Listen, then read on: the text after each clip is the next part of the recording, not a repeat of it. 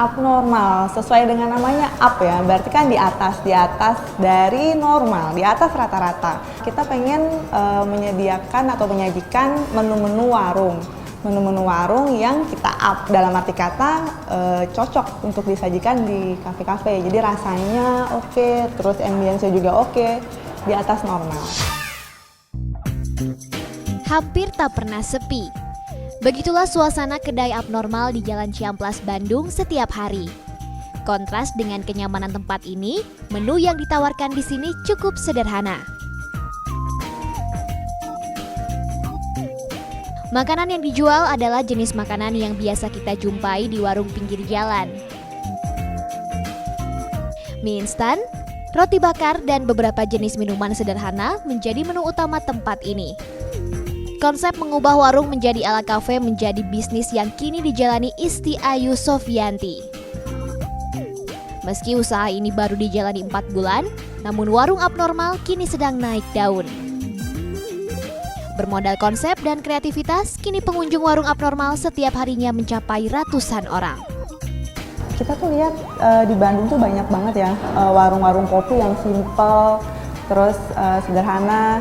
Jadi kurang enak buat dipakai nongkrong lama-lama. Nah dari situ muncullah kepikiran, gimana ya kalau kita bikin warung kopi yang tempatnya pun juga ternyata enak gitu, cozy di situ. Nah itu pun juga kan sejalan sama marketnya kita. Sebenarnya kita pengen ngegarap anak muda juga kan. Anak muda tuh kan hobi yang namanya nongkrong.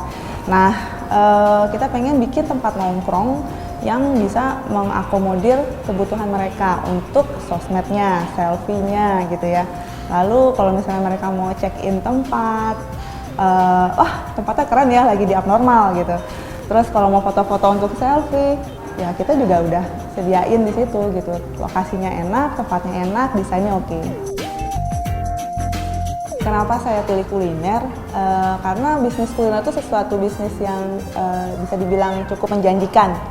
Saya awalnya juga pernah sih coba, tapi dalam arti kata lebih ke franchise. Nah, ketika saya coba untuk franchise di kuliner, itu kok rasanya kita nggak bisa mengembangkan ide-ide kreatif kita ya. Misalnya saja dari sisi konsep tempatnya, menu makanannya. Nah, akhirnya kita kepikiran, kita coba aja deh bikin warung atau resto sendiri sehingga inovasi-inovasinya masih bisa dikeluarin lagi. Yang mau kita tawarkan ke konsumen itu ada beberapa poin ya. Yang pertama dari sisi makanan, kita ingin mengangkat tanda kutip itu kasta dari makanan warung. Kayak contohnya tiga menu kita yang utama itu kayak roti bakar, susu segar, lalu mie instan. Nah itu kan menu-menu yang banyak dijual di warung-warung ya. Nah kita pengen ngangkat kasta mereka itu. Dalam arti kata kita tambahkan di situ topping-topping yang menjadikan mereka tuh eksklusif dan cocok lah dimakan di kafe-kafe. Lalu yang selanjutnya kita pengen mengedepankan ambience-nya. Jadi dari sisi desainnya kita pengen bikin tempat nongkrong yang desainnya unik. Lalu di situ bisa free wifi juga, ada kabel colokan, ada games menarik kayak ular tangga, Uno, kayak gitu-gitu lah. Apa sih persamaan sama perbedaannya warung abnormal sama warung lainnya? Kita sama-sama aja sih sebetulnya memang menggunakan 3 produk ya yang utama. Yang pertama itu roti bakar, terus mie instan sama susu segar. Tapi yang ngebedain contohnya aja untuk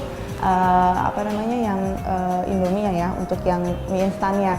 Kita ada varian beberapa, contohnya aja kita menggunakan toppingnya itu kikil.